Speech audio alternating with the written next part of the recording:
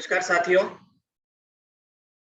मैं धर्मेंद्र एक शाम देश के नाम के 35वें एपिसोड में ओएनजीसी अहमदाबाद एवं एक शाम देश के नाम ग्रुप की ओर से आपका स्वागत अभिनंदन करता हूं। आज हमारा सौभाग्य है कि हमारे साथ जाने माने साइकोलॉजिस्ट श्री मिलिंद आपटे जी हैं। उन्होंने अपनी शिक्षा के बाद साइकोलॉजी में कई प्रशिक्षण देश एवं विदेश में हासिल किए हैं, जिनमें अल्बर्ट एलिस इंस्टीट्यूट न्यूयॉर्क एवं फैकल्टी डेवलपमेंट कार्यक्रम टोरंटो शामिल है। आप बाल मनोविज्ञान, पेरेंटिंग, सोशल इंटेलिजेंस एवं लीडरशिप पर बहुत ही अध्ययन किया है। आपके 2 रिसर्च पेपर भी प्रकाशित हो चुके हैं। आप अभी तक 15,000 से भी अधिक स्टूडेंट्स, 500 से अधिक प्रोफेशनल्स एवं 200 से अधिक एंटरप्रेन्योर्स को प्रशिक्षण दे चुके हैं। आप कई मैनेजमेंट इंस्टीट्यूट में गेस्ट फैकल्टी के रूप में जाते रहे हैं। साथ ही आप कई टॉक शो एवं कोचिंग सेमिनार में भी भाग लेते रहे हैं। सर, आपका स्वागत अभिनंदन है। साथ ही आज मैं कार्यक्रम की मध्यस्थता के लिए राजेश्री जैन जी को भी आमंत्रित करता हूं। आप भी एक साइकोलॉजिस्ट हैं। मैडम, आपका भी स्वागत है। मैं अब श्री मिलिंद आपटे जी को प्रोग्राम शुरू करने के लिए आमंत्रित करता हूं। आइए, स्वागत है आपका।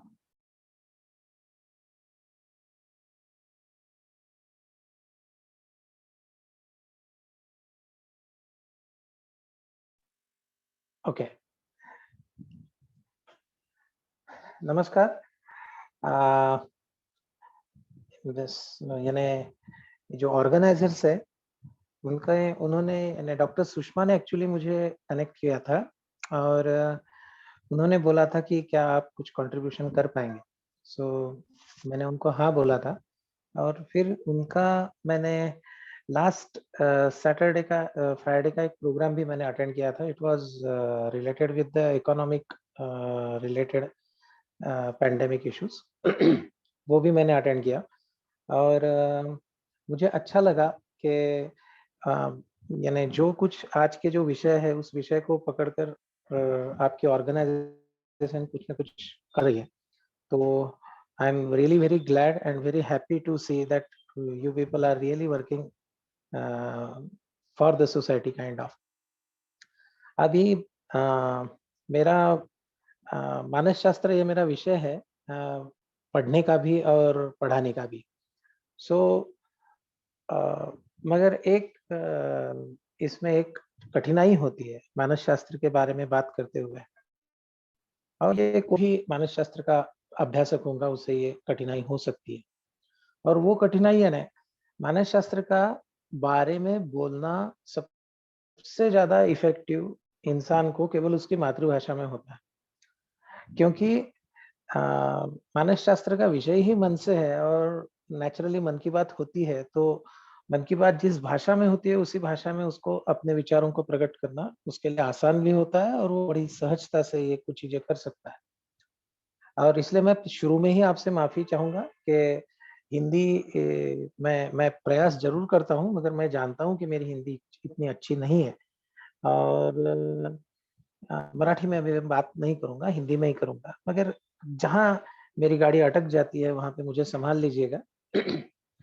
आज का जो विषय है जो पता चला है कि and that is related with the how to see the situation neutrally, या तो एक यानी किस खंभीरता से हमने इस पैंडेमिक के पीरियड में देखना चाहिए और सोचना चाहिए।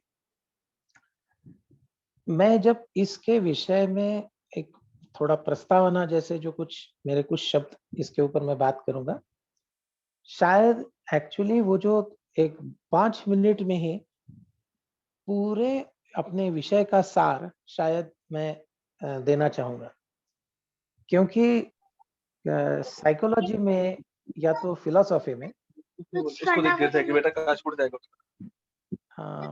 साइकोलॉजी के अभ्यास में या तो फिलॉसफी के अभ्यास में जो कंसेप्ट रहता है ना, वो केवल एक लाइन का रहता है, उससे ज्यादा उसमें कुछ नहीं रहता। मगर उस एक लाइन को मैं कितने अलग अलग परसेप्शन से अलग अलग सिचुएशन में मैं उसको बयान करता हूँ, या तो उसके बारे में मैं आपको एक्सप्लेनेशन हूँ actually the map of the subject. क्योंकि अगर साइकोलॉजी में अलग-अलग विषयों का अभ्यास किया गया है, यानी फ्रॉइड ने अपना अभ्यास किया, एलिस ने किया, बेक ने किया, कैटल ने किया, ये सब लोगों ने अभ्यास भले ही अलग-अलग विषय के अलग-अलग लाइंस पे किया हो, मगर सबका विषय एक ही था। और इसलिए अगर मैं ये पूरे पैंडेमिक में हर सिचुएशन को हैंडल करने के लिए कौन सा एक ऐसा मैजिक वर्ड है जिसके कारण मैं हर सिचुएशन को एक्सेप्ट मैं कर सकता हूँ और मैं उसको हैंडल कर सकता हूँ, अगर इसको मैंने बोलने को अगर चाहा, तो मुझे एलिस की जो थ्योरी है, उस एलिस की थ्योरी को मैं आपके सामने जरूर रखना चाहूंगा। 2-3 वर्ड्स है मेरे दोस्तों, उसको याद रखने की कोशिश करना कभी। एलिस की पूरी जो कंसेप्ट थी वो थी आरईबीटी के ऊपर, यानी रैशनल इमोटिव बिहेवियरल थेरेपी। और ये जो रैशनल इमोटिव बिहेवियर थेरेपी है, तो रैशनल यानी अगर आपकी और मेरी भाषा में बोलना जाए तो सद्विवेक विचारी बुद्धि, that is a rational thinking. और इमोटिव बिहेवियरल थेरेपी यानी इमोशंस के ऊपर कंट्रोल करके सिचुएशन को हैंडल करना। Rational emotive behavioural therapy. Therapy यानी क्या? कोई भी प्रॉब्लम सॉल्व करने के लिए मैं एक पर्टिकुलर थियरी और प्रोसीजर को अपनाता हूं और मैं उसी प्रोटोकॉल को मैनेज करते करते उस प्रॉब्लम का हल निकालता हूं, उसको थेरेपी बोला जाता है। इससे ज्यादा उसमें कुछ भी नहीं। मैं जब आरईबीटी के बारे में आपके सामने बात करने वाला हूं, क्योंकि मुझे ये पैंडेमिक में अल्टीमेटली मुझे एक ही थ्योरी ऐसी लगी कि जो मुझे काम कर सकती है, और वो मुझे आरईबीटी यानी एलिस की थ्योरी और हमारे विचारों को अगर लेके मैं चलता हूं, तो आपको ये बताना पड़ेगा मुझे कि अगर मैं एलिस का नाम अभी नहीं लेता और मैं अपने इंडियन और कल्चर को लेके चलता हूं, तो भगवत गीता का सार मैं आपके सामने पेश कर सकता हूं। यानी कई बार ये सब देखते हुए ऐसा लगता है कि एक्चुअली अल्बर्ट एलिस या तो बेक ने सबसे पहले भगवत गीता पढ़ी होगी और वो गीता का सार उसने इंग्लिश में अपने लैंग्वेज में पेश किया और उसको पूरे दुनिया ने एक थियरी भी और या तो थियरी कर किया। मैं आपको ये थोड़ा विस्तार से मैं इसलिए देना चाहता हूँ क्योंकि मैंने भले ही एलिस का नाम लिया हो, भले ही मैं बेक का नाम लेता हूँ, मैं सीबीटी का नाम लेता हूँ, मगर अल्टीमेटली सब कुछ जो सार है वो आपके और मेरे संस्कृति में समा हुआ है। और अगर मैं सद्विवेक विचारी बुद्धि से हर सिचुएशन को हैंडल करूं, ऐसा अगर मैं आपको सुझाव दे रहा हूं, तो सद्विवेक विचारी बुद्धि ने रैशनल थॉट्स आपके और मेरे इसमें सबसे पहले जो दिए थे वो भगवान श्री कृष्ण ने दे दिए भगवत गीता के आधार पर, और उसके बाद में उसी विचारों को अलग ढंग से पेश किया स्वामी विवेकानंद ने। अब स्वामी विवेकानंद के नाम में ही विवेक है, और इसलिए कई बार लोगों को यह बताना पड़ता है कि ये बचपन का नरेन रामकृष्ण जी का आगे में विवेकानंद कैसे हो गया। तो ये विवेकानंद होने का जो बेस है, and that is actually nothing but सद्विवेक विचारी बुद्धि, और सद्विवेक विचारों को उसने पेश किया और उसको हमने विवेकानंद बोलना शुरू कर दिया। तो आपके पूरे पैंडेमिक के पूरे सिचुएशन में अगर आपको बचा सकता है तो केवल आपके विवेकी विचार, ये एक ही चीज है जो आपको बचा सकती है। मगर अगर मैंने विवेकी विचार और भगवत गीता की बात शुरू कर दी तो लोग कहेंगे कि यार हमने तो साइकोलॉजिस्ट को बुलाया था, ये कौन सा आदमी ला के खड़ा कर दिया। इसलिए अल्बर्ट एलिस की बात करनी पड़ती है कि एलिस ने ऐसे ऐसे कहा था। तो अगर पूरा फिर से मैं अगर 3 मंत्र अगर आपको देना चाहूं, तो सबसे पहला मंत्र यह है अनकंडीशनल सेल्फ, कि मैं अपने आप को अनकंडीशनली एक्सेप्ट करूं। ओके। दूसरा है अनकंडीशनल अदर एक्सेप्टेंस, यानी जो भी मेरे सामने है, जो वो जैसा है वैसे उसको मैं एक्सेप्ट करूं। Unconditional self acceptance, unconditional other acceptance, ये 2 मंत्र हो गए। और दूसरा है, बहुत महत्वपूर्ण बात है, अगर हर चीज में जो स्ट्रेस जो आप बोलते हैं ना, स्ट्रेस आ रहा है, स्ट्रेस आ रहा है, वो स्ट्रेस का भी जो बेसिक रीजन वही है क्योंकि आप स्ट्रेस को टॉलरेट करते हो, यानी आप अपने जो प्रॉब्लम्स है उसको आप टॉलरेट करते हो, उसको आप निग्लेक्ट करते हो, उसको नजरअंदाज करते हो, और इसके कारण स्ट्रेस बढ़ता है। यानी if you tolerate the problem, if you tolerate the individual, stress will increase, and if you accept the problem, if you accept the person, stress will be released. तो कभी भी unconditional self acceptance, unconditional other acceptance and do not tolerate, accept, ये 3 मंत्र है। ये 3 मंत्रों के आधार पर आज का पूरा मेरी जो विवेचन है वो ये 3 मंत्रों के ऊपर रहेगा। और हर कोई भी कंडीशंस में ये मंत्रों का इस्तेमाल कैसे किया जाता है इसके बारे में हम लोग बात करेंगे। मुझे लगता है कि इसके ऊपर अगर कुछ होते जाए तो सिचुएशन के हिसाब से हर चीज को बताना मुझे आसान जाएगा, क्योंकि अगर मैं सिर्फ थियरी बताने जाऊं तो फिर घंटों मेरे निकल जाएंगे इसी में। ओके, यानी समझ लीजिए साइकोलॉजी का एक क्लास चालू हो गया। इसलिए मैं चाहता हूं कि अगर कुछ सवालों के थ्रू अगर हम लोग आगे बढ़े, so that will be very fine. Foolproof method to prevent safe from Rajeshri, serious disease and mortality. you can That is start. very important. Unmute, please. Rajeshri, unmute. चलिए ठीक है. So take care. I would let you know soon within a day. Sir, पहला question है मेरा कि ये WhatsApp पर जो राजनीतिक और फेक मैसेजेस आते हैं और हम उन पर अपनी प्रतिक्रिया व्यक्त करते हैं, इसके चलते नजदीकी संबंधों में काफी तनाव पैदा होने लगा है, संबंध बिगड़ चुके हैं। सामान्य करने के लिए अब कैसे करें, कैसे मैनेज करें उसे? ओके, नहीं तो सबसे पहले ना कुछ आदतें अपने आप पर लोगों ने डालनी चाहिए। ओके, आपके वैसे सवाल में भी एक जवाब था कि मैं मुझे आए हुए मैसेज को मैं रिएक्ट करता हूँ। ओके, तो कभी भी अभी यहाँ पे इमोशंस को कैसे कंट्रोल करना है ये मैं आपको बताने की कोशिश करूंगा। जब भी कोई ऐसी चीज जो आपको नहीं पट रही है वो अगर आपके मैसेज बॉक्स में आ जाती है और अगर आप उसमें सहमत नहीं हो तो आप अपने तुरंत राय देने की कोशिश करते हैं। कभी भी कोई भी राय देने से पहले हर इंसान ने अपने आप को पहले ये बताना चाहिए कि क्या ये राय देके मुझे एग्जैक्टली क्या फायदा होने वाला है। थोड़ा प्रोफेशनली सोचिए हर चीज के पीछे। आपकी राय देना ये एक इमोशंस के रिएक्शंस है, ये एक इम्पल्सेस है कि जैसे ही आपने कोई चीज उसके आप उसको अगर उस सोच का अगर विरोध करते हो तो आप तुरंत उसके लिए अपनी टिप्पणी देना जरूरी समझते हो। और मेरा सवाल उसके ऊपर ये रहता है कि एग्जैक्टली क्या हासिल होने वाला है। अगर आपको उसमें से कहीं पर भी कुछ जो हासिल होना है उससे अगर आप कन्विंस कि इससे जो मुझे मिलने वाला है वो मेरे लिए बहुत फायदेमंद है तो आप वो जरूर कीजिए। मगर जब आपको दिखता है कि उसमें से मुझे कुछ हासिल होने वाला है नहीं, केवल क्या होता है कि जब भी हम किसी राय को हम देते हैं तो सबसे पहले हम हमारा ईगो सेटिस्फाई करने की कोशिश करते हैं। ओके, और ये जो ईगो है ये इसका जो निर्माण होता है वो इमोशंस से होता है। यानी समझ लीजिए कि आज का बिल्कुल एक बड़ा फायरिंग टॉपिक ये रहता है कि कुछ मोदी भक्त है और कुछ मोदी के विरोध में है। तो जनरली ये तो बड़ा एक हॉट टॉपिक होता है कि जिसके कारण ज्यादातर बहस आपको कॉन्वर्सेशन में नजर आएगी। अब एक्चुअली दोनों तीनों वक्त मेरे दिमाग और जब भी मैं ये कॉन्वर्सेशन देखते रहता हूँ तब मन में मेरे को दया आती है इन दोनों लोगों की कि यार जो रेस कर रहा है उसको क्या मिलने वाला है और जो उसको विरोध कर रहा है उसे क्या मिलने वाला है। केवल अपने ईगो को सेटिस्फाई करने के लिए मैं मेरी राय देता हूँ। तो इसमें एक्चुअली न्यूट्रल रहने की जरूरत ही नहीं। सबसे पहले आपको सिर्फ ये देखना है कि क्या मुझे कुछ हासिल होने वाला है उसमें से तो मैं बोलूं, और अगर हासिल नहीं होने वाला है तो यार आप चुपचाप बैठो। वो उसका अपना अप्रोच है, अपना उसका परसेप्शन है और उसके परसेप्शन को मैं गलत नहीं बोलूंगा क्योंकि हर परसेप्शन अपने अपने अनुभवों के आधार पर रहता है।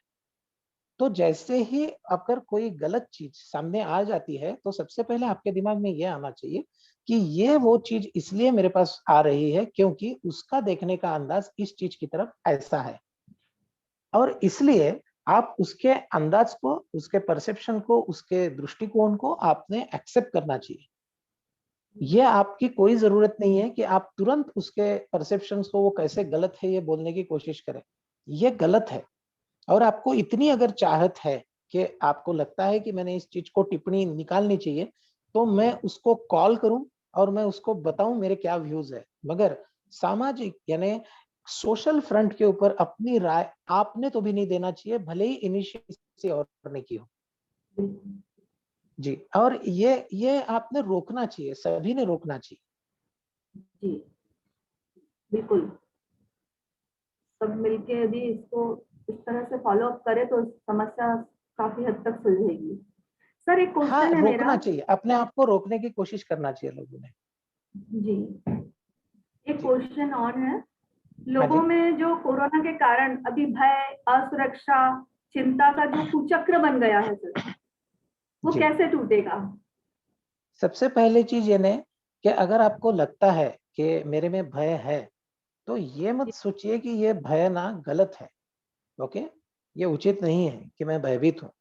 Anxiety is a very common kind of factor of the personality in every human being. आप कोई भी हो, किसी भी अलग अलग से अवस्था में आपने भयभीत होना ये बहुत नेचुरल है। और जब आप इस भय को एक्सेप्ट करते हो तो ऑटोमेटिकली आपको उस भय को आप अपना लेते हो और आपको भय कम होता है। जो भी लोग मुझे भय हो रहा है, ये गलत बात है, ऐसा सोचते हैं, उनको वो ग्रिप और बढ़ती है। फॉर एग्जाम्पल, आज आप भी साइकोलॉजिस्ट से हैं, आपके पास कोई एक व्यक्ति आता है और वो बोलता है कि हर रोज मुझे एक अलग सा डर महसूस होता है। ओके, रात को एक बार नींद खुल जाती है 2-2:30 बजे, उसके बाद में मुझे नींद आती नहीं है और बड़े अलग अलग विचार दिमाग में आते रहते हैं, और जो गलत है, ऐसे नहीं होना चाहिए। और ये भय मुझे खा रहा है अंदर से, मुझे इसमें से बाहर निकालना है। सबसे पहले मैं हर इंसान को ये बोलता हूँ कि तुम ये मत बोलो कि आपको भय लग रहा है, ये कुछ आप में गलती है। ओके, सिचुएशन ऐसी है कि भय या तो एंजाइटी आना ये बड़ा स्वाभाविक है, और इसलिए आप इसको एबनॉर्मल मत समझो। क्योंकि लोगों का सबसे बड़ा प्रॉब्लम ये होता है कि अगर उनमें एंजाइटी आई तो वो बोलते हैं कि ऐसे कैसे हो सकता है मुझे। ओके, और मेरा ये कहना है उस भय को एक्सेप्ट करो। ओके, मुझे आपको किसी भी गलत सिचुएशन में या तो जहां पे भी इनसिक्योरिटी ज्यादा हो, वहां पे भय या तो एंजाइटी होना ये बहुत नेचुरल है। और सबसे पहले आप उस नेचुरल एंजाइटी को आप एक्सेप्ट करो कि हाँ, ये तो नेचुरल है। जब भी कोई इंसान मेरे पास इस टाइप से जब भी आता है, तब मैं उसका काउंसलिंग करते हुए बोलता हूँ कि यार, तुझे अगर डर लग रहा है तो ये बड़ा स्वाभाविक है, इसमें कोई अननेचुरल और इसमें कोई गलत बात नहीं है। फिर उसके बाद उसके ऊपर की उपाय किए जा सकते हैं सिचुएशन के हिसाब से। मगर सबसे पहले भय, एंजाइटी होना ये यानी गलत है, और ये दिस इज समथिंग एबनॉर्मल इन मी, ऐसा नहीं होना चाहिए, ऐसा मत बोलो। ओके, सो कभी भी एंजाइटी के पैंडेमिक में अगर ये गए 1-1.5 साल से आ रही है, तो ये इसको एक्सेप्ट करो। और सबसे पहले क्या होता है, भय से भी रिलेटेड मैं आपको बताता हूँ कि जब अगर आपको एंजाइटी से रिलेटेड मैं अगर कुछ आपको इनपुट्स देने की कोशिश करूँ, तो कभी भी एक 5-6 महीने का वो जो रेंगता हुआ टॉडलर जो बच्चा रहता है, ओके, उसको कभी ऑब्जर्व करने की कोशिश कीजिए, तो वो कई बार रेंगते रेंगते अंधेरे कमरे में वगैरह चला जाता है, और हम उसके पीछे दौड़ के जाते हैं कि अरे उधर अंधेरा है, इधर वहां क्यों गया, और इसलिए हम उसको लेके आते हैं। ये बच्चा बहुत सहजता से अंधेरे में इसलिए जा पाया क्योंकि अंधेरा गलत होता है, अंधेरे में डर होता है, ये उसे पता नहीं है। यानी जी, यानी आपका और मेरा डर जो है ना, ये हमारे नॉलेज ने क्रिएट किया हुआ डर है। एक्चुअली वो डर है ही नहीं। कभी भी हमारा जो एनवायरनमेंट है, आज तक का हमारा जो अनुभव है, वो अनुभव हमें डर नाम की चीज के बारे में अवगत कराता है। और इसलिए मेरी सब लोगों से रिक्वेस्ट रहती है कि कोई भी जिसमें डरावनी चीजें ज्यादा हो, हॉरर ज्यादा हो, या तो ऐसी कुछ सीरियल है जहाँ पे कुछ अच्छा किसी के घर में होता ही नहीं है, ओके, यानी औरतों को गलत ढंग से ही बताया जाएगा, इस टाइप की कोई भी चीजों की तरफ आप मत देखो। क्योंकि वहां तो आप उसको देख रहे हो एंटरटेनमेंट करके, मगर जैसे ही इस टाइप की कोई भी सिचुएशन आपके सामने आ जाती है, तो आपका सबकॉन्शियस माइंड अनजाने में उस चीज को कनेक्ट करके आगे की संभावना आपको बताने लगता है। मगर ये गलत इसलिए है क्योंकि आपका जो नॉलेज है, जो आपने एक्वायर करके रखा है सबकॉन्शियसली, वो आपने गलत लिया है। और इसलिए किसी भी सिचुएशन में जब भी किसी इंसान को डर लगता है तो समझ लेना कि इसका जो फाउंडेशन है ये कहीं तो भी पीछे में उस इंसान के अपने अनुभवों में डिपेंड करता है। और ज्यादातर एंजाइटी ये गलत धारणाओं के कारण ही होती है, और जिसको काउंसलिंग की भाषा में कॉग्निटिव बिहेवियरल थेरेपी बोला जाता है। तो जब भी एंजाइटी का पेशेंट आपके सामने आता है तो सबसे पहले उसके कारणों की तरफ अगर जाते हो तो समझ जाते हैं हम लोग कि एक्चुअली सब कारण जो है वो गलत नॉलेज के कारण है। और इसलिए इन दिनों में एंजाइटी आना ये स्वाभाविक है।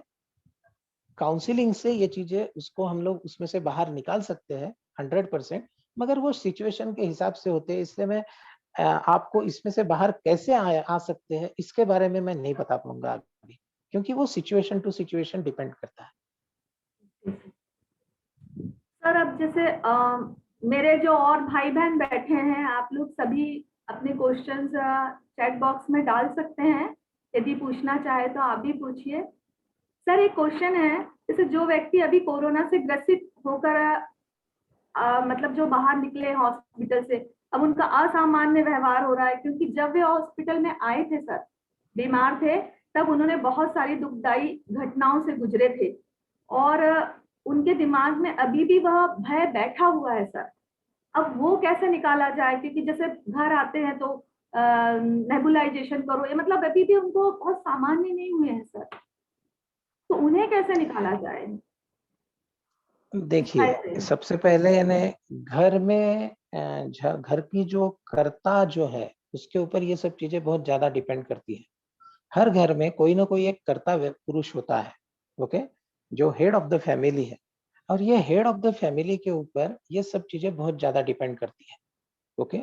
क्योंकि इस टाइप के जितने भी पोस्ट ट्रॉमेटिक पेशेंट्स जो होते हैं, इन लोगों को जब भी अपने को यानी हैंडल करना पड़ता है तो सबसे पहले तो हमने उनको बधाई देनी चाहिए कि तू निकल आया उसमें से बाहर, ओके। यानी बेस्ट पॉजिटिव पार्ट उनके जिंदगी का ऐसा है कि अगर उन्होंने वहां पे मौतें देखी, अगर उन्होंने वहां पे ऐसे ऐसे सिचुएशंस आसपास देखे कि जिसके कारण वो भयभीत हो गए और उनको आज भी वो चीजों के बारे में वो उनके दिमाग में कई आशंकाएं हैं और उनको ऐसा लगते रहता है कि अच्छा हुआ वैसे नहीं हुआ करके फिर से भय से कांपने लगते हैं, या तो बार बार अपने आप को फिर से वो होगा इस टाइप से अपनी क्या बोलते हैं उनका बिहेवियर उस टाइप से रहता है। बार बार अपने आप को सैनिटाइज करे, बार बार डर डर लगे। तो ये जो एंजाइटी है, इसलिए पोस्ट ट्रॉमेटिक एंजाइटी के जो काउंसलिंग सेशंस होते हैं वो इन लोगों को जरूरी होते हैं। इन लोगों ने जरूर आसपास के साइकोलॉजिस्ट के पास जाके ये जो post traumatic typically counselling sessions होते हैं वो उन्होंने लेने चाहिए, क्योंकि उनको ये जो एंगल है पॉजिटिविटी का, वो एंगल देने वाला कोई तो भी एक न्यूट्रल आदमी लगता है। और इसलिए आप जैसों की जरूरत सोसाइटी में आज के तारीख में सबसे ज्यादा है। मेरे को कई दिन में कॉल्स आते रहते हैं, मुझे कई लोग मिलने आते हैं, मगर मैं सबको अटेंड करता हूँ, मैं भले ही कितना भी थक जाऊं, क्योंकि मुझे पता है कि आज के तारीख में उनको मेरी सबसे ज्यादा जरूरत है। और इसलिए इसलिए इवन आप भी उसी क्षेत्र में काम करती हो, मैं रात को भी मैंने 11 बजे भी कॉल लोगों के अटेंड किए हैं, मैंने अर्ली मॉर्निंग भी कॉल अटेंड किए हैं, मगर बार बार उनको वो मैं पॉजिटिविटी देने की कोशिश करता हूँ कि गनीमत समझो, तू घर पे तो आया, तू वापिस तो आया। फिर उनको ये बताना पड़ता है कि अगर जिस साइंस ने तुझे बाहर निकाला, जिस मेडिकल साइंस ने तुझे बाहर निकाला, उसके ऊपर तू विश्वास कर रहा है? तो वो बोलता है हाँ कर रहा हूँ। तो मुझे ये बता कि वही साइंस तुझे ये कह रहा है कि एक बार अगर कोरोना से तू मुक्त हो जाता है तो तेरी एंटीबॉडीज क्रिएट होने के कारण आने वाले कम से कम 6 महीने तो तुझे कोई भी चीज से डरने की जरूरत नहीं। तो उसको ये बार बार कहना पड़ता है। यानी वो आज भी मैं उसको बोलूँ ना तो कल सुबह फिर से उसका डरा हुआ फोन आता है कि आज सुबह मुझे फिर से थोड़े ऐसे सिम्टम्स लग रहे हैं कि शायद मेरा फिर से उभर के आ रहा है, फिर से उसको वही काउंसलिंग देना पड़ता है। तो शायद एक साइकोलॉजिस्ट को काउंसलिंग करते हुए वही चीज दिन में 10 बार बतानी पड़ेगी, मगर आपको ये काम करना पड़ेगा आज के तारीख में। बिल्कुल सर। आप लोग में से कोई क्वेश्चन करना चाहता है सर से तो जरूर करिएगा। नेक्स्ट क्वेश्चन कर रहे हैं आप? हाँ, तो मिलिंद Yes, जी, आपका frequent जो जी करना चाह रहे कैंप हैं। स्टार्ट हुआ है, बहुत अनुभव के साथ आप आंसर दे रहे हैं, उसके लिए हम सब लोग लाभान्वित हो रहे हैं। आपको बहुत बहुत धन्यवाद। मैं एक सिचुएशन, रियल लाइफ सिचुएशन आपको बताना चाहती हूँ कि 50 इयर्स की लेडी है और जी उसके हस्बैंड को कोरोना हुआ। 1 महीना पूरा हॉस्पिटल में थे, आईसीयू में। आप खर्चा समझ सकते हैं, 30 इंटू 30,000 इतना खर्चा हो गया है और फाइनली वो हस्बैंड की डेथ हो गई। अब ये लेडी है, इसके 2 बच्चे हैं, दोनों आउट ऑफ इंडिया हैं। अब ये लेडी ने कैसे जीवन निकालना चाहिए? She was like a high performer. अब वो अपने आप को कैसे समझाए और हम रिलेटिव्स उसको कैसे समझाएं कि she may come back to her normal life. She accepts what has happened and come back to her normal performance. क्या होता है जब भी किसी भी हादसे से कोई इंसान गुजरता है, यानी वो चाहे शी में बी ए लेडी और मे बी सम जेंटलमैन, तब क्या होता है, ये जो हम लोग नॉर्मल जो लोग रहते हैं ना, ये लोग उसको यही समझाने की कोशिश करते हैं कि अब तुम जल्द से जल्द नॉर्मल हो जाओ, जो हो गया सो हो गया, समझ लो कि ये हमारे हाथ में नहीं था। ओके, यानी जो जो आपके से क्या बोलते हैं सिंपैथी देने के या तो उसको जो पैसिफाई करने के जो भी आपके जो वर्ड्स है वो सबका इस्तेमाल करके हम उसको ये समझाने की बार बार कोशिश करते हैं कि जो चीजें हमारे नहीं थी हाथ में वो तो हो गई, मगर चलो अब हम ऐसे कितने दिन रहेंगे, हमें अपने आप को संभालना है, हम अपने जल्द से जल्द अपने को रूटीन में आना चाहिए, अपने आप को यहाँ इस बिजी कर दो, अपने को वो एक्टिविटीज में डाल दो। ये एक बहुत ही जनरल एक सेंटेंसेस और स्टाइल रहती है, जिसके कारण हम आसपास के लोग उसके ऊपर अलग अलग ढंग से सुझाव देके, ऑफ कोर्स सबका इंटेंशन यही है कि उसका उसे फायदा हो और वो जल्द से जल्द नॉर्मल हो जाए। अब मैं थोड़ा एक अलग एंगल में आपको देना चाहता हूँ, ओके, और वो एंगल है क्या कि ये जो तरीका है, ये तरीका एक्सेप्ट करने वाले जो लोग रहते हैं उनमें इन जनरल भावनाएं कम रहती हैं। मैं फिर से दोहराता हूँ, जो लोग इस टाइप के काउंसलिंग से अपने आप को जल्दी दुरुस्त कर लेते हैं और अपने एडजस्ट करने शुरू कर देते हैं, ये लोगों में in general he practical approach और रैशनल थिंकिंग ज्यादा रहता है, ओके, और इसलिए वो ये चीजों को एक्सेप्ट करते हैं। मगर इस टाइप के लोग आपको हार्डली 15-20% मिलेंगे सोसाइटी में, इससे ज्यादा नहीं मिलेंगे। मेजॉरिटी ऑफ द पीपल जैसे ही आप इस ढंग से बातें करने लगते हो तो उनके दिमाग में आता है इनका क्या जा रहा है बोलने के लिए, कि मुझे पता मैंने कितना खोया है। कभी भी ऐसे लोगों को पैसिफाई करते हुए ये कभी मत बोलना कि तुम्हें अभी जल्द से जल्द इसमें से बाहर निकलना पड़ेगा, कभी मत बोलना। उनको ये बोलना बहुत डिफिकल्ट है इस सिचुएशन से बाहर आना, ओके, और अगर तुम्हें दुख हो रहा है, बार बार रोना आ रहा है, तो ये बहुत नेचुरल है, बहुत स्वाभाविक है, और इसे ये और बहुत दिन चलेगा, कई दिन लग जाते हैं इसमें से बाहर आने के लिए। इतना आसान नहीं है इन चीजों से बाहर आना, मगर हम लोग तुम्हारे साथ हैं। मगर उसे ये मत कहना कि इसमें से जल्दी बाहर आओ। याद रखना आप लोग, ये गलतियां हम लोग करते हैं। कभी भी ये सिचुएशन से बाहर निकालने के लिए हमारी जो लैंग्वेज है इन लोगों को बोलते वक्त ऐसी होनी चाहिए जो उसको कभी ये महसूस न होने दे कि वो जो अभी बिहेव कर रहा है वो गलत है। क्योंकि हमारा बोलने का तरीका ये रहता है कि अरे अदर वे राउंड बोलने, जो हो गया बस करो नहीं यार, जाने वाला तो निकल गया, आप कितने दिन रोते बैठोगे, ऐसा अपने को बोल तो के रूटीन और में आना ही है। एहसास कराते हैं उन्हें। ये हो गया एग्जैक्टली। तो मेरा ये कहना है, जब भी किसी के भी घर में किसी भी इंसान में जब ये हादसे से वो गुजरता है, तब उसे कभी भी ये सुनना पसंद नहीं होता कि जल्द से जल्द अपने को अपने लाइन में आ जाना है, ओके, जल्द ही अपने आप को संवार के रूटीन में आना है, ओके, ये उसे पसंद नहीं रहता, ओके, बल्कि वो ये अपने आप को उस हादसे में बहुत दिन रखना चाहता है, और आपको और थोड़ा कठोरता से अगर मैं इसमें जाऊं तो उसके दुखी रहने का उसे खुद को भी कुछ दिन के बाद he gets fed up of getting into the sorrows all the time, और वो खुद ही उसमें से बाहर आने की कोशिश करना शुरू कर देता है। मगर उसके लिए जो समय लगता है वो दीजिए उसे, और ये उसको जरूर कहिए, बल्कि उसको बाहर लाने की कोशिश न करने के बजाय उसको ये बोलो कि सही है, बहुत दिन लगते हैं इसमें से बाहर आने के लिए, इतना आसान नहीं है, मैं समझ सकता हूँ, लोगों को क्या पता कि तू अभी किस माहौल से गुजर रहा है। So then he will be very comfortable with you, और फिर वो शायद उसके पास के जो और दुख है जो शायद आपके साथ वो शेयर करना चाहेगा। नहीं तो क्या होता है, आप अगर उसको समझाने की कोशिश बार बार कर रहे हो तो उसे लगता है कि इसका मतलब ये सामने वाला मुझसे कोई सुनना नहीं चाहता, मुझे एक्चुअली क्या दर्द है और भी। Okay, so for God sake never try to take these means sufferers immediately out of their trouble। और सच में कहता हूं, कम से कम 3 महीने तो पकड़ लीजिए, कम से कम 3 महीने उसको थोड़ा नॉर्मल होने के लिए, और उसके बाद में उसके जो कन्वल्शंस है उसके दुख के, वो ऐसे प्रसंग के अनुसार हफ्ते में एक बार, 15 दिन में एक बार ऐसे आते रहेंगे।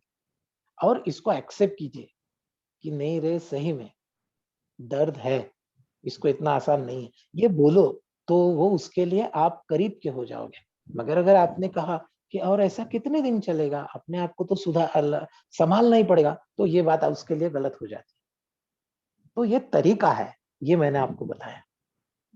बहुत बढ़िया, बहुत ही बढ़िया जवाब था।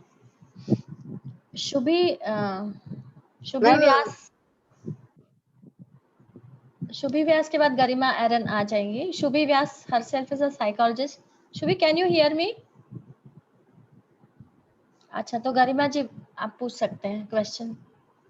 सर मेरे को पूछना था कि जैसे एल्डरली पीपल हैं, दोनों को कोरोना हुआ, घर तक आ गए रिकवर होके, लेकिन एक की जैसे डेथ हो जाती है। अब घर के लोग क्या है, दूसरे को बता नहीं पा रहे रहते हैं कि मतलब द स्पाउस हैज एक्सपायर्ड।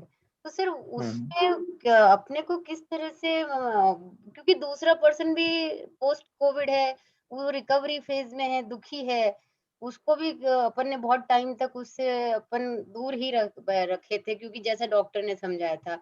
तो अभी हमारे फ्रेंड सर्कल में भी एक के पेरेंट्स को बता नहीं पा रहे हैं कि अभी तक कि मतलब हस्बैंड की डेथ हो गई है, तो वो आंटी का अभी भी वो ऐसा लग रहा है कि इनको कब बताएं और फिर एकदम से उनकी तबीयत नहीं बिगड़ जाए। तो उस टाइम अपन ने किस प्रकार से बात करनी चाहिए?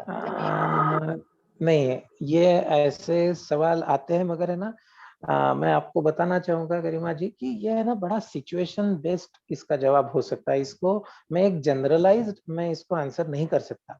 ओके, क्योंकि इसमें उस व्यक्ति का एज फैक्टर, यानी जो सरवाइव कर रहा है उसका एज फैक्टर, उसके बाद, हाँ, उसके बाद में उसके बाकी एलिमेंट्स, ओके, यानी उसको हार्ट उसका कैसा है वर्किंग, ओके, बीपी का उसका तकलीफ कैसी है, दूसरा यानी एक दूसरे पर की डिपेंडेंसी कितनी थी, ओके, वो इन चीजों में बहुत ज्यादा मायना रखता है साइकोलॉजिकली पॉइंट ऑफ व्यू से।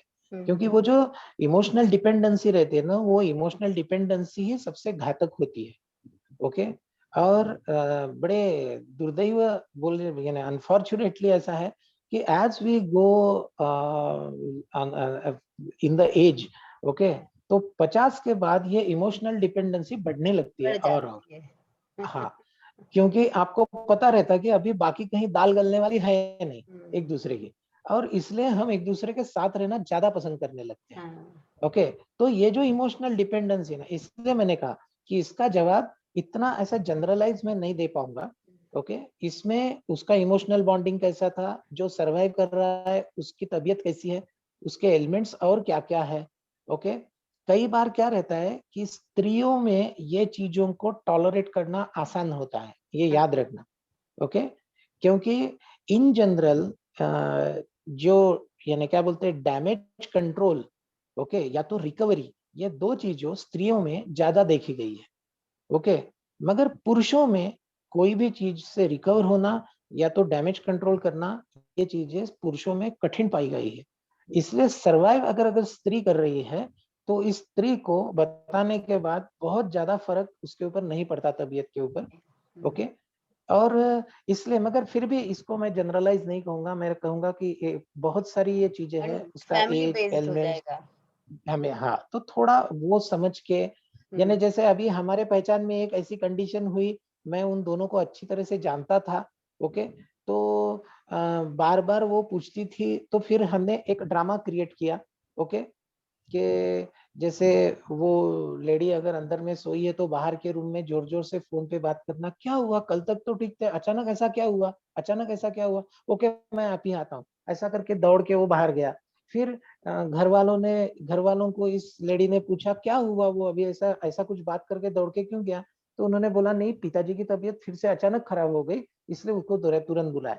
तो हमने क्या किया, धीरे धीरे वो पायलअप किया कि कंडीशंस हो रही है, जा रही है। Literally you will not believe, it was the drama we have created. और फिर 2 दिन के बाद उनको बताया कि कल सीरियस होते होते अभी वो नहीं रहे। नहीं, तो क्या हो गया, तो वो जो ग्राउंडवर्क जो रहता है, माइंड सेट हो गया उनका। तो ये भी एक अच्छा तरीका हो सकता है, मगर ये नाटकीय ढंग से है, मगर करना पड़ेगा इस टाइप से कुछ। हाँ sir, okay, thank you sir. जी जी, हाँ पूरी साहब आप पूछ सकते हैं। सबको नमस्कार, मेरे सब बुजुर्गों को जी, चरण स्पर्श और जी, चरण नमस्ते, वंदन। मिलिंद जी, आपने बहुत अच्छी तरह बहुत सारे सवालों का जवाब बहुत सही तरीके से दिया है। मेरा एक सवाल है कि मैं ऐसा मानता आया हूँ कि किसी भी काम को सिंसियरिटी से करने के लिए उसको ओन करना पड़ता है पहले। जब तक आप उसको ओन नहीं करते हैं तो आप पूरी सिंसियरिटी से काम नहीं कर पाते हैं। मैं अगर किसी कंपनी के लिए काम करता हूँ सैलरी ले, तो मैं जब तक कंपनी को ओन नहीं करूंगा, मेरी सिंसियरिटी ऑप्टिमम लेवल पे आएगी नहीं। चलो, इसका पैराडॉक्स ये होता है कि when you start owning something, pain और ओनिंग का दोनों का चोली दामन का साथ है। It brings of pain also along with. उसको कैसे हैंडल किया जाए, क्योंकि आप जिस सिंसियरिटी से काम कर रहे होते हैं कि पूरी टीम उसी सिंसियरिटी से काम करे, ये कोई आप बाइंडिंग नहीं सब पे कर सकते, और ना ऐसा हकीकत में होता है। लाइफ में ये देखा गया है कि किसी भी ऑर्गेनाइजेशन में एक बहुत फेमस मैनेजमेंट की थ्योरी भी है, द 30% थ्योरी, जो ये कहती है कि 30% लोग ही किसी भी ऑर्गेनाइजेशन को रन करते हैं, बाकी 70% उन 30% की मेहनत पे बैठ के मजे करते हैं, और वही 30% लोग उस संस्था को आगे ले जाते हैं और वो तरक्की दिलाते हैं। तो ये सिंसियरिटी और पेन का चोली दामन का साथ है, इसको कैसे हैंडल किया जाए? क्या हो रहा है बराबर, ये जो वर्ड अब इसका दामन, कुछ तो भी चोली दामन का साथ, के पहले के जो वर्ड्स है ना वही गायब हो रहा है हर वक्त। मैं बार बार वो सुनने की कोशिश कर रहा हूँ कि आप किस रिलेशन की बात कर रहे हैं, और वो मुझे सुनाई नहीं दे रहा है। अच्छा, वो हो सकता है मेरे नेट में कोई इशू हो, मैं रिपीट करता हूँ जी। मेरा प्रश्न ये था, क्या मेरा ये मानना है, और मैं ट्रेन हुआ हूँ जिस सिस्टम से, कोई काम को अगर मेरे को सिंसियरिटी से करना है तो पहले उसको ओन करना पड़ेगा। अगर मैं ओन नहीं करता हूँ, मतलब मैं अपने ऑफिस के काम को मैं अपना काम नहीं समझता हूँ, भाई मेरा खुद का ही काम है, बराबर, तो मेरे में वो सिंसियरिटी का लेवल नहीं आएगा। बराबर, पर इस ओनिंग के साथ में पेन जुड़ा हुआ रहता है हमेशा, ऑलवेज बराबर, बराबर, साथ में आती है, तो उसको कैसे हैंडल किया जाए? ओके, तो आप सबसे पहले एक बात याद रखिए कि जब भी ओनरशिप, ये जो वर्ड इस्तेमाल किया जाता है, okay, employees point of view से, there are 2 point of view. One is the owners, यानी एक एम्प्लॉयर जो है वो कंपनी का ओनरशिप क्या फील करता है, और जो एम्प्लॉय है वो ओनरशिप क्या फील करता है। तो मैं हर कंपनी के एम्प्लॉय को मैं ये रिक्वेस्ट करता हूं कि कभी भी टास्क ओनरशिप लीजिए, कंपनी ओनरशिप मत लीजिए। और वही रिक्वेस्ट मैं कंपनी के ओनर को करता हूं कि तू अपने एम्प्लॉयज से कभी भी कंपनी ओनरशिप की एक्सपेक्टेशन मत रख, तू उनसे केवल टास्क ओनरशिप की एक्सपेक्टेशन रख। The moment you reduce your all efforts to only task, okay, आपके पेन्स ऑटोमेटिकली कम हो जाएंगे। इसका कारण ये है कि हर एम्प्लॉयर यानी अगर मैं मेरी कंपनी चलाता हूँ तो मुझे ऐसे लोग लगेंगे कि जो बिल्कुल ऐसे ओनरशिप पे काम करें। ओके, मगर होता क्या है मालूम क्या, ये जो ओनरशिप पे काम करने वाले जो लोग होते हैं ना, इनमें इमोशंस ज्यादा होते हैं। ओके, और जैसे ही इमोशंस ज्यादा आ जाएंगे तो वहां पे पेन्स भी आ जाएंगे, और इसलिए इमोशंस कम है या ज्यादा है इसके तरफ ध्यान न देते हुए मेरी रिक्वेस्ट रहती है कि हर इंसान ने अपने टास्क की ओनरशिप करनी है। उतना होने के बाद उसने अपने हाथ झटकने हैं, मगर जैसे ही वो टास्क के आगे जाना चाहता है, ओके, तब समझ लेना कि उसको दुख होना कहीं ना कहीं जरूरी होता है, और इसलिए उसने उसके आगे जाना नहीं है। ओके, हर एक ने, अब मैं इसको और एक उदाहरण देने के लिए मैं ये कहूंगा कि हम किसी अगर मंदिर में जाते हैं तो पुजारी हाथ में वो ऐसा एक घमेला लेके प्रसाद बांटने के लिए खड़ा रहता है। ओके, भगवान के सामने है, हम गए भक्त, हमने नमस्कार किया, उसने उस बाउल में से प्रसाद लिया, हमारे हाथ पे रख दिया। आपको मैं कहता हूँ बराबर 1-1.5 घंटा होने के बाद आपको पता चलेगा कि उसके बाउल में अभी प्रसाद कोई बचा नहीं है, तो वो जो बाउल है वो अंदर रख देता है, दरवाजा बंद कर देता है और वो निकल जाता है। अब क्या हो रहा है यहाँ पे, अगर उस पुजारी ने अपने दिमाग में ये विचार आने दिए कि अभी तो और कितने भक्त आएंगे मगर मैं उनको ये प्रसाद नहीं दे पाऊंगा, तो उसको गिल्ट आना शुरू हो जाएगा। मगर उसकी ड्यूटी ये थी कि उसके बाउल का खत्म होते तक उसने वो करना है, उसने वो किया, बाउल रख दिया, दरवाजा बंद किया और वो घर गया। जैसे जैसे आपकी इन्वॉल्वमेंट काम में एक हद से ज्यादा अगर जा रही है तो समझ लेना कि आप दुखों के धनी बन गए। यही चीज दूसरे एंगल से और एक बार समझाने की कोशिश करता हूँ। हर माता पिता अपने बच्चों के लिए बेस्ट करने की कोशिश कर रहे हैं। ओके, मगर ये काम करते करते वो ये भूल जाते हैं कि मैं एग्जैक्टली बच्चों को बेस्ट क्यों देना चाहता हूँ, वो क्या कर रहे हैं। और इसलिए माता पिता को भी मेरी रिक्वेस्ट क्या रहती है, प्रोफेशनली बच्चों को ग्रो करो। यानी क्या, प्रोफेशनली ग्रो करना है, एग्जैक्टली तुम्हारी जो ड्यूटी है वो पूरी करो, और जितने अवेलेबल रिसोर्सेस है बस उसके ही आधार पर करो। जैसे ही आप इस लिमिट को क्रॉस करने लगोगे, आपकी अपेक्षाएं बदलते जाएगी और आपको पेन्स आना शुरू हो जाएगा। कोई भी वो एम्प्लॉय हो, कोई भी ड्यूटी बाउंड जो भी इंसान हो, उसने अपने आप को प्रोफेशनली ही ट्रीट करना चाहिए। मैं किसी भी कंपनी के किसी भी एम्प्लॉय को मैं ये नहीं बोलता कि तूने ओनरशिप पे काम करना चाहिए, गलत है। ओनरशिप पे काम नहीं हो सकता। ओनरशिप केवल टास्क की होती है कि तेरा काम कितना है, एग्जैक्ट उतना काम कर और उसके आगे सोचना बंद कर, क्योंकि उसके आगे सोचने के लिए तेरे सुपीरियर्स बैठे, वो सोचेंगे क्या करना है। मगर आप सोच रहे हो, इसका मतलब भावनाओं की लेवल ज्यादा है। भावनाओं की लेवल अगर ज्यादा है तो समझ लीजिए इन्वॉल्वमेंट वैसी है। इन्वॉल्वमेंट वैसी है यानी अपेक्षाएं आ गई, और जैसे ही अपेक्षाएं आ गई समझ लेना आप दुख के धनी हो गए। इसलिए ड्यूटी में एक जो प्रोफेशनलिज्म है वो आना चाहिए। अगर वो आप देखेंगे, क्योंकि प्रॉब्लम एग्जैक्ट समझने के बाद उसको विस्तार से बताना बात अलग है। मैंने बड़ा जनरलाइज आंसर देने की कोशिश की आपके विषय को, मगर पेन्स वहीं पे है जहां पे इमोशंस है। और इसलिए काम करते वक्त जो आदमी उसमें इमोशन डालने की कोशिश करता है उसको दुख होना अत्यंत स्वाभाविक है। उसके ऊपर कंट्रोल करना जरूरी है। और मेरा नंबर आप सुषमा जी से ले लीजिए, एग्जैक्ट जो सिचुएशन है कभी मेरे साथ डिस्कस कीजिए, तो मैं आपको उसके ऊपर ज्यादा सही ढंग से बता पाऊंगा। अभी मैं उसको जनरलाइज कर रहा हूँ। हाँ, मैं नंबर तो चैट बॉक्स पे अभी डाल दूंगी तो सब लोग कॉपी कर सकते हैं। और हाँ, राजेश्वरी जी आप बोलिए please, unmute please, unmute Rajeshwari ji. Sir, जो अभी बच्चे हैं, जो 2.5 साल के बच्चे हैं, जो कोरोना के पहले 2.5 साल के हैं, और जो घर में ही मेरे ख्याल से 4 साल तक हो जाएंगे वो, और जबकि 3 से 5 साल सबसे अधिक मानसिक विकास बच्चों के लिए माना जाता है, पूरी उम्र में सबसे इम्पोर्टेंट जो पीरियड है। तो अब उस चीज को हम वापस तो ला नहीं सकते, उनका वो जो काल है वो तो नहीं ला सकते, लेकिन आगे इनके साथ ऐसा क्या किया जाए, ऐसा इनके लिए क्या किया जाए कि ये थोड़ा सा इस तरफ, इस जो नुकसान है उसकी भरपाई हो सके। एक तो है ना, आप सभी लोगों ने एक बात याद रखनी चाहिए कि मैं किसी भी चीज का कॉम्पेंसेट करने की कोशिश ना करूं तो कभी भी अच्छा है.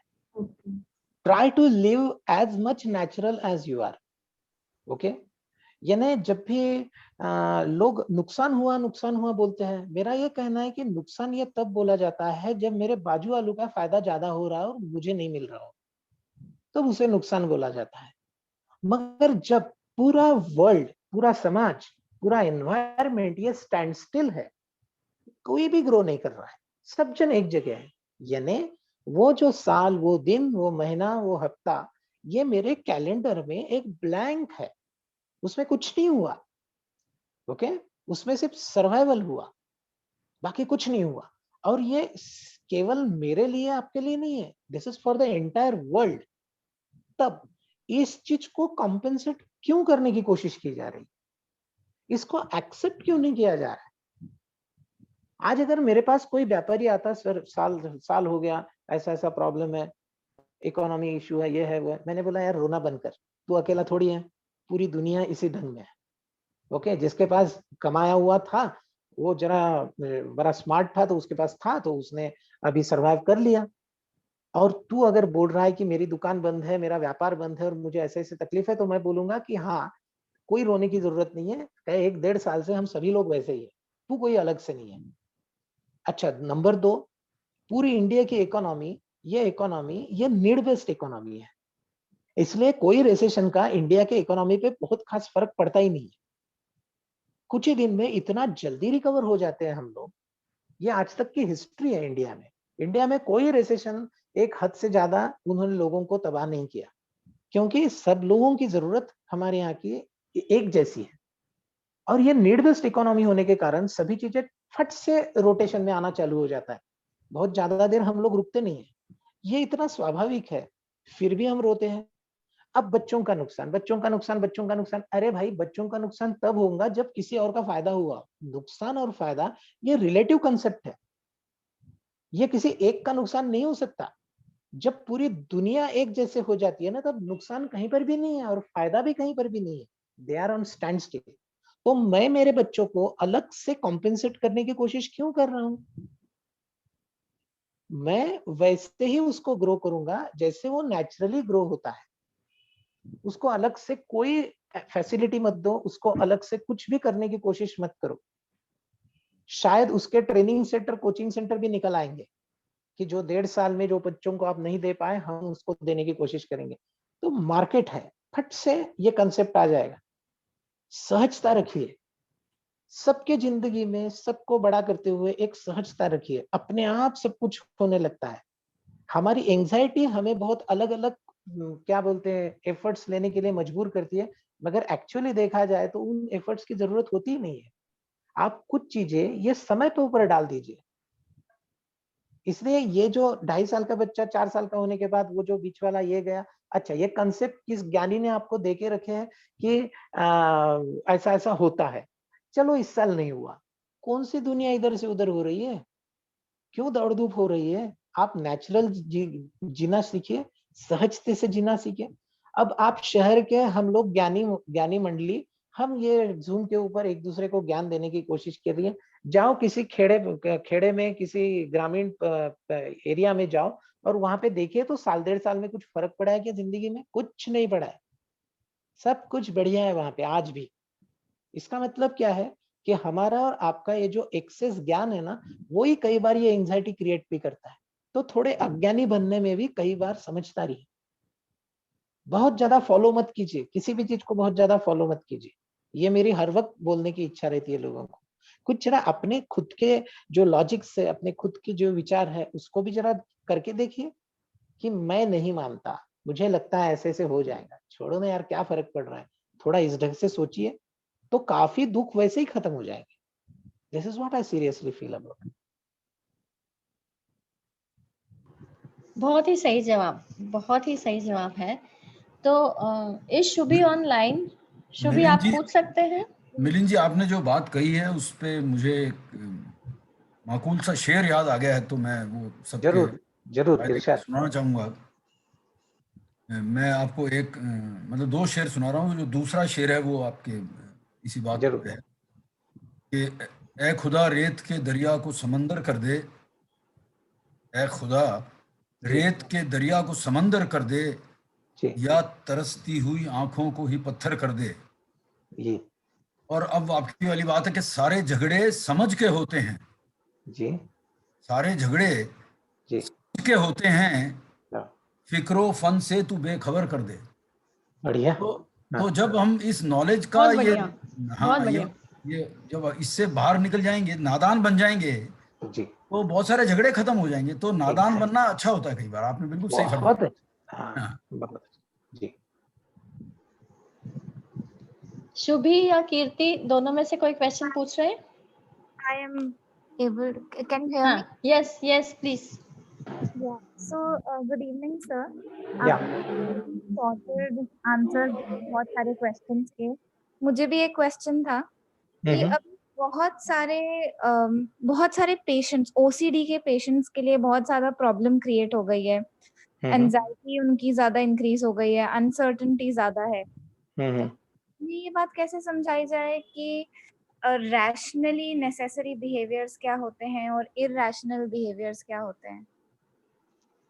ओके, आप मुझे कोई भी एक ऐसी केस बता सकती हो, क्योंकि अगेन मैं जनरलाइज करने जाऊं तो फिर आप you will not be satisfied. आप कोई भी एक ऐसी ओसीडी की केस बताओ जहां पे you are facing this issue particularly.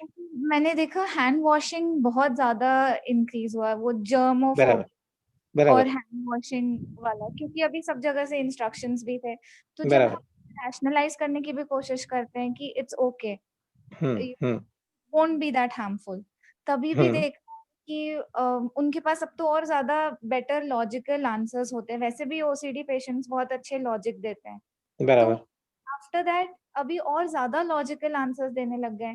बराबर। अभी तो गाइडलाइंस ही हैं, it's very. So how should one tackle that? Okay, great. कभी भी जब भी ये एक्सेसिव कोई चीज को अगर ऐसा होता है और वो अगर ओसीडी में कन्वर्ट हो रहा है, तो दुर्भाग्य से अभी ये पैंडेमिक में एक क्या हुआ कि कई लोग अपने आप जबरदस्ती ओसीडी में कन्वर्ट हो गए, जो एक्चुअली अदरवाइज नॉर्मल कंडीशंस में ओसीडी के पेशेंट्स नहीं थे, मगर वो अभी हो गए क्योंकि वो बार बार अभी हाथ धोना शुरू कर दिया। अब क्या हुआ है कि ऐसे लोगों को टैकल करते वक्त कभी भी है ना, थोड़ा हमने कुछ टैक्टिक्स इस्तेमाल करनी है। ओके, उनको समझाते वक्त। ओके, तो सबसे पहले है ना, तुम एक ऐसा रिसर्च पेपर आप ढूंढ निकाल लीजिए कि सैनिटाइजर से बार बार हाथ धोने के कारण अपने शरीर के जो नेचुरल स्किन न्यूट्रिएंट्स होते हैं जो हमें प्रोटेक्ट करते हैं बाहर के सभी चीजों से, ओके, वो बार बार हाथ धोने के कारण वो न्यूट्रलाइज होते हैं, वो डिमिनिश होते हैं, और जिसके कारण स्किन कैंसर होने की संभावना है। ओके, तो कई बार, और ये भी ये एस्टेब्लिश रिसर्च पेपर है ऑलरेडी, तो इसके लिए कोई हमें झूठ बोलने की जरूरत नहीं। तो कई बार ये डर भी उनको एक बार अब हम ट्राई कर सकते हैं इन चीजों का, कि आज तो ठीक है यार, तू कोरोना से निकल जाएगा, मगर तू अभी इसमें फंस जाएगा। ओके, तो फिर क्या करेगा? इस टाइप से आपको एक, यानी मैंने जवाब देने की कोशिश की आपकी, मगर ऐसे अलग अलग टैक्टिक्स आपको उन्हीं के टेक्निकल लॉजिकली लैंग्वेज में आपको उनको बताने पड़ेंगे। ओके, तो आपका उस टाइप का अभ्यास भी रहना चाहिए, और उस टाइप के अभ्यास का अपने थोड़ा रिसर्च इस टाइप से भी करना चाहिए कि अलग अलग उसके ऊपर के ओपिनियंस वर्ल्ड वाइड कैसे आए हुए हैं। ओके, और उस ओपिनियंस का फायदा कहाँ तक हुआ, तो ये आपको रिसर्च पेपर काफी अच्छे मिल जाएंगे, और उसका फायदा लेके आप इन पेशेंट्स को हैंडल कर सकते हो। ओके, और याद रखना, साइंस की मजा ऐसी है कि अगर मैं साइंस को पूरा एक्सेप्ट करता हूँ तो अचानक कुछ दिन के बाद मैं उसमें से कुछ चीजों को साइंस से रिजेक्ट कर देता हूँ। अब फॉर एग्जांपल, ओके, एंजाइटी की जब जैसे बात की थी आपने, तो मेरा फर्स्ट डोज हो गया है, फर्स्ट डोज के बाद आपकी एंटीबॉडीज इतनी लेवल तक बढ़ जाती है, और अगर आपको कोरोना होता भी है तो भी it will not be A fatal, ऐसा रिसर्च है और ऐसा साइंस ने बोला है। मगर सिर्फ एक डोज लिए हुए लोग भी डरे हुए ही बिहेव करते हैं। ओके, तो क्या होता है कि ये लोग भी आपको दूसरा डोज होने के बाद भी ऐसे ही बिहेव करते हुए नजर आए। यस। तो आपका ये काम बनता है कि उनके साथ आपको समय ज्यादा देके उनको ये बार बार दिखाना पड़ेगा कि आइदर यू बिलीव इट और यू जस्ट डिसबिलीव इट। अगर तू साइंस को बिलीव कर रहा है तो तुझे ये साइंस ने ये भी जो बोला है वो तुझे एक्सेप्ट करना पड़ेगा, और मैं जो कह रहा हूं उसके लिए ये सबूत है। तू जो कह रहा है उसके लिए जो सबूत है वो ले क्या, तो उसके पास केवल व्हाट्सएप का मैसेज होता है, उसके पास कोई रिसर्च पेपर नहीं होता जिसके आधार पर वो ये बात करे। तो क्या होता है, साइकोलॉजिस्ट ने, क्लिनिकल या काउंसलर ने हर वक्त अपना स्टडी और अपना research scientifically up to date रखना चाहिए और उस आधार पर ही उन लोगों से बात करनी चाहिए। ओके, सो ये एक तरीका हो सकता है जिसके कारण हम लोग आज के जो ओसीडी जो बढ़ रहे हैं उसको हम कंट्रोल कर पाए। और हो सकता है जुलाई अगस्त के बाद आपको ओसीडीज कम नजर आए क्योंकि दोनों डोजेस उनके हो गए होंगे, और उस वक्त फिर हम लोग उसको आर्ग्यूमेंट कर सकते हैं उनके साथ कि अब हाथ धोना बंद कर दो क्योंकि आपका ऐसा ऐसा हो चुका है। But yes, it is a challenge in front of the psychologist. मैं मानता हूं इस बात को। Thank you sir. Very nicely answered. Doctor Kirti आप हैं, आप कुछ पूछना चाह रही हैं? नहीं मैडम, काफी अच्छा डिस्कशन चल रहा है ना। Okay. तो मैंने भी अभी मैसेज बॉक्स में, वही चैट बॉक्स में लिखा है कि जैसे मैं भी एक होम्योपैथी डॉक्टर हूँ, तो मैं भी अपने पेशेंट्स को अप्लाइड माइंड मेथड से ठीक करती हूँ। तो मतलब रूब्रिक्स ऑफ माइंड, मतलब elements from loss of love, elements from shock, anger, जैसे अभी जो करंट सिनेरियो चल रहा है, तो काफी अच्छी होम्योपैथिक मेडिसिन से काफी अच्छे रिस्पॉन्स मिल रहे हैं। जैसे कि फैमिली में हस्बैंड की डेथ हो गई है ना, तो उसको जो अभी उसकी जो माइंड सिम्टम है, तो काफी अच्छे उसको अगर हम पूरी केस टेकिंग करते हैं, और होम्योपैथी में हम लोग माइंड के रूब्रिक्स बनाते हैं, है ना। लॉस, फियर ऑफ फ्यूचर, है ना, elements from loss of loved ones, है ना, सिक्योरिटी हो जाएगी या तो रोती रहेगी, वीपिंग में चली जाएगी, वो कैसे उस चीज को कैसे अडॉप्ट करती है ना, जो सिचुएशन है उसको कैसे अडॉप्ट करती है ना। जैसे हम लोग बोलते हैं कंसर्न, एडॉप्टेशन एंड रिएक्शन। तो उसने उस कंसर्न को कैसे अडॉप्ट किया अपनी सिचुएशन में। कोई लेडी होगी, कोई पेशेंट होगी कि वो नॉर्मल थी कि इट्स लाइफ ना, मेरे हस्बैंड की डेथ हो गई, चलेगा। कोई कि उसको बिल्कुल शॉक ले लेगी, है ना, खाना पीना छोड़ देगी, है ना, सैडनेस में चली जाएगी, brooding over forbidden things, brooding over past, उसको वो सब सैडनेस लगेगा कि वो अपनी रिकॉल करेगी सारी पुरानी बातों को। So there are so many medicines and there are so many different rubrics on which basis we are prescribing homeopathic medicine and we are getting very good results. And since last Fantastic. 1 year I am practicing homeopathy in COVID patient also, because of loss of fear of death. मतलब बहुत ज्यादा ये देखने को मिल रहा है patient में, fear of death. मतलब एग्जागरेट करें लोग कि अरे मुझे छोटा सा, भले 4 दिन में वो रिकवर है, फिर भी इतना एग्जागरेट कर लेते हैं और अपने आप को कॉम्प्लिकेट करके हॉस्पिटल में लैंड होते हैं। तो इसके लिए काफी अच्छी होम्योपैथिक मेडिसिन हैं जो उनके एंजाइटी को कम करती है, उनको मतलब मेंटल पीस देती है, और रिकवरी भी उनकी फास्ट होती है। बस जरूरत है उनके मतलब होम्योपैथी में हमको समझना नहीं है, हम मेडिसिन नहीं डिस्कस करते, हम मैन इन डिसीज, मतलब मैन इन डिसीज को समझते हैं कि उसके मन में क्या चल रहा है ना। तो लाइक उस पे, और काफी अच्छा मिलिंद सर ने आपने हमको नॉलेज दिया। थैंक यू सो मच, इतना ही बोलना चाहूंगी। Thank you Kirti, thank you. Homeopathy really works, और स्पेशली मन की जो चीजें हैं उसमें होम्योपैथी का बहुत अच्छा इफेक्ट है। अब घड़ी बता रही है कि हम बहुत अच्छा प्रोग्राम होते हुए भी वो समाप्त करना पड़ रहा है, सभी को शायद अच्छा नहीं लग रहा होगा, पर हम मिलिंद सर को वापस बुलाएंगे। मैं रविंद्र पहलवान जी को आमंत्रित कर रही हूँ अपने आशीर्वचन देने के लिए। रविंद्र पहलवान जी हमारे ग्रुप के सबसे वरिष्ठ सदस्य हैं। नमस्कार। नमस्कार। नमस्कार। डॉक्टर मिलिंद ने जो वक्तव्य दिया, जो बातें करी, जो प्रश्नों को उत्तर दिए, उनके शब्दों में उनकी विद्वता टपकती थी, लेकिन साथ ही उन्होंने बहुत सरल, बहुत आसान भाषा में, जो श्रोता लोग जो हमारे सभा में मौजूद है वो विद्वान लोग भी थे जिनने प्रश्न भी किए, मन की बात करी, और उसमें मेरे जैसे लेमैन भी थे जो ये कह सकते हैं कि हाँ कुछ कुछ मेरे समझ में आ रहा है। तो ऐसे विद्वान वक्ता को पाकर हम बहुत धन्य महसूस कर रहे हैं। मिलिंद जी, मैं पूरी सभा की ओर से आपके प्रति बहुत बहुत आभार प्रकट करता हूँ। थैंक यू रविंद्र पहलवान जी। मैं सोनी जी को आमंत्रित कर रही हूँ कि 1 से 2 मिनट में सभा का सार प्रस्तुत करें।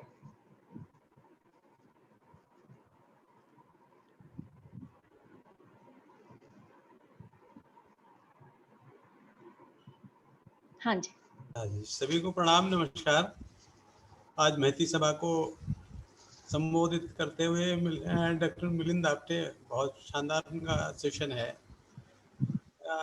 इसको चूंकि समरी करने की मुझे लगता है कि ज़्यादा जरूरत नहीं, क्योंकि हर व्यक्ति को उन्होंने इतनी सरल भाषा में समझा दिया कि सबको समझ में आया है। जैसे डॉक्टर रविंद्र पहलवान साहब ने हमारे कहा कि ये चीज़ जितनी सरल आपने भाषा में बताई है कि सबको पहुंच रही है।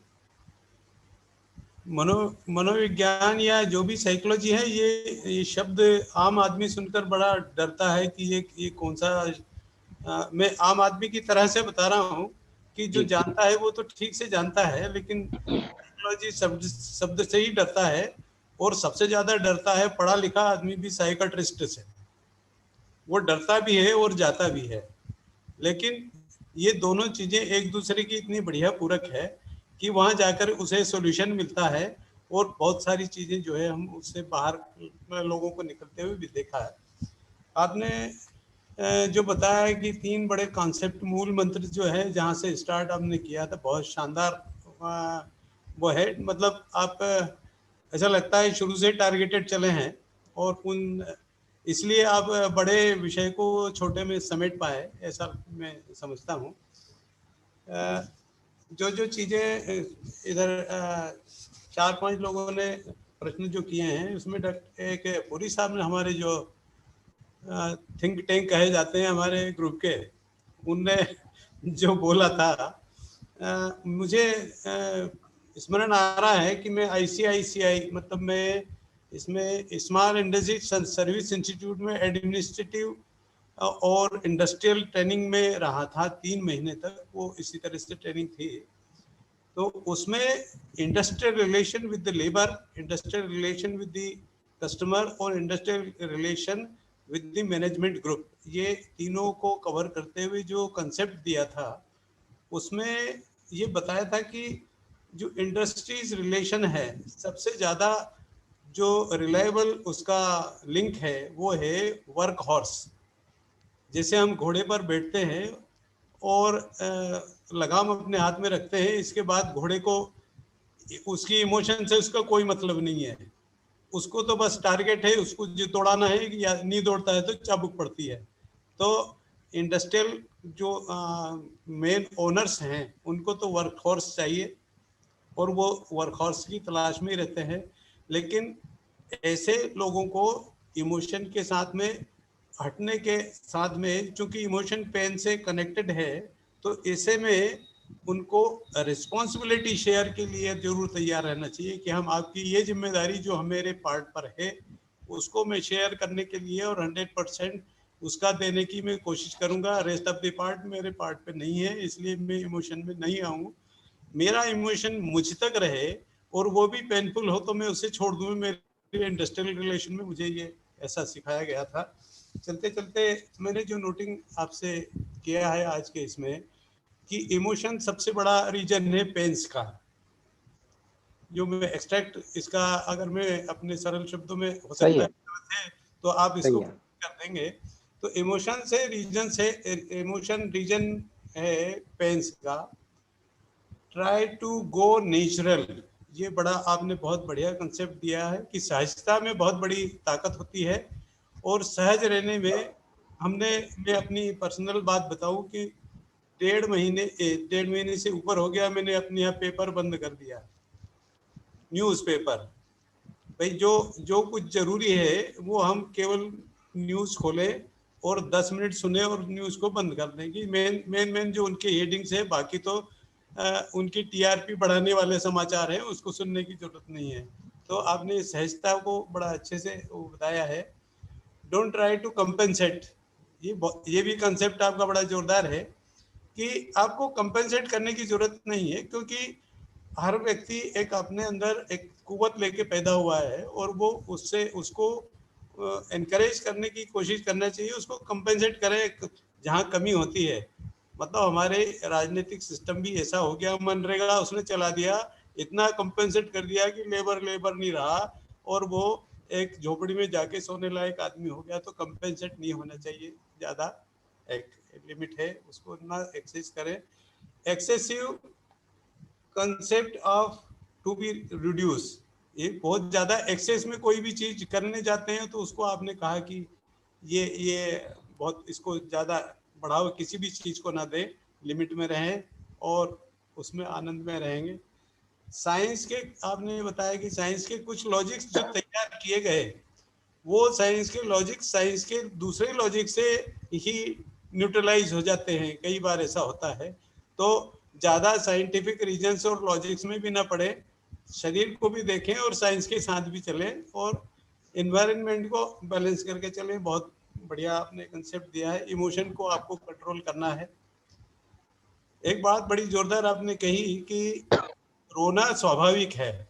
ऐसा मानते हैं कि अगर किसी को दुख हुआ और वो रोया नहीं तो हो सकता है उसका हार्ट फेल हो जाए या उसे और कोई डैमेज बड़ा हो जाए। तो रोने से हमारे भीतर के जितने भी हम अपने कवि की भाषा में तो हम मानते हैं आंसू हमारे हृदय का वो जो है श्राव है। तो जो गलत चीजें हैं वो श्राव होकर बाहर आ जाती है, जिसको हम अपने नजरिए से देखते हैं। तो आपका ये कहना बिल्कुल सही है कि रोना स्वाभाविक है, अगर आता है तो रो लीजिए, आंसू ही पूछना पड़ेगी और कुछ नहीं, लेकिन अंदर का भरा गुबार निकल जाए वो। Last and least not but least वो ये है कि नो नेगेटिव फीडिंग। आप किसी को ये न समझाए, नेगेटिविटी उसके अंदर भरने की कोशिश न करें, नेचुरलिटी लाने की कोशिश करें। तो जहाँ तक मैं समझ पाया इतना है। और आपके इस कंट्रीब्यूशन के लिए, चूँकि आपके प्रश्नकर्ता भी विद्वान थे स्वयं ही, और उनके प्रश्न वो उनके अपने प्रश्न नहीं थे, वो प्रश्न थे आम जनता के प्रश्न थे, आम आदमी के प्रश्न थे, आम बीमारी या बीमार के प्रश्न थे, और आपने उनके बड़े अच्छे हल दिए। उसके लिए पूरा ग्रुप आपका शुक्रगुजार है। सब लोगों का मैं आभार मानता हूँ ग्रुप की तरफ से, और बहुत बहुत धन्यवाद। आप आते रहे, समझते रहे, समझाते रहे। बहुत धन्यवाद। Thank you so much. Puri साहब, आपका दायित्व आ गया।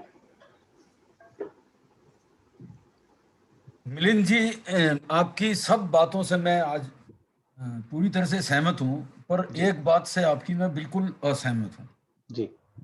वो आपने ये कहा कि मेरे को हिंदी बोलनी नहीं आती, और आपने तो शानदार हिंदी बोली है। नहीं, वो कैसे कष्ट हुए है मैं जानता हूँ। नहीं, हमें कोई कष्ट नहीं हुआ, हम तो हमारे कष्ट से और हमारे खुशी से सरोकार रखते हैं। हमें आपकी भाषा को समझने में कोई कष्ट नहीं हुआ। आपने बहुत जोरदार आपने अपनी बात बहुत अच्छी तरह संप्रेषित करी है, और इससे ज्यादा सहज भाव में मेरे ख्याल से क्या संप्रेषण किया जा सकता है आपकी बातों का। और चाहता हूँ कि आप जैसी हिंदी मैं भी थोड़ी सीख जाऊं, तो मैं भाग्यशाली समझूंगा। और एक हमारी प्रथा है कि हम हमारे जितने वक्ता आते हैं उनको धन्यवाद देते हैं, तो हम उनको सबको सल्यूट करते हैं। तो मैं पूरे ग्रुप को निवेदन करूंगा कि वो मिलिंद जी को सल्यूट करेंगे। Thank you sir, thank you very much. आपने जो जानकारी हमें आज दी है उससे बहुत सारे भ्रम के पर्दे जो हैं वो हटे हैं, तो ज्ञान शायद अंदर जाएगा, वो पर्दे हटे हैं तो सबको लाभ होगा उसका। बहुत अच्छा। फिर आपसे एक बार फिर चर्चा करेंगे, जरूर करेंगे, जिसमें हम इस तरह के विषय भी लेना चाहेंगे कि आदमी होके रोता है, हैं क्या औरतों की तरह रो रहा है। इस विषय को लेना चाहेंगे। आज नहीं ले पाए इसको, तो इसको नहीं जरूर थोड़ा सिनेरियो चेंज हो गया, औरतें रुला देती हैं अब। नहीं नहीं, पर समाज में अभी भी ये डायलॉग बहुत मशहूर है कि क्या औरतों की तरह रो रहा है यार, क्या छोकरियों की तरह रो रहा है। आदमियों अगर होता है मर्द बन, तो ये एक भ्रम है बहुत बड़ा, इस मिथ को तोड़ना चाहिए सबको। जरूर। Thank you everybody. Thank you very much. Thank you Milind ji, thank you Rajeshri ji, और thank you audience. Thank you. हम अगले शुक्रवार फिर मिलेंगे। धर्मेंद्र जी का सबसे बड़ा थैंक्स, और सुषमा जी का, और रविंद्र पहलवान जी का, सोनी जी का, जो हमें हर बार हर मीटिंग में कुछ न कुछ नया सुनने को मिलता है। और रविंद्र पहलवान जी के जो आशीर्वचन होते हैं, बहुत कम, मतलब बहुत कम हीरो में ही ये पूरी लड़ी पिरो देते हैं, बात ऐसी कहते हैं कि आनंद आ जाता है। थैंक यू जी। Thank you everybody. Thank you sir.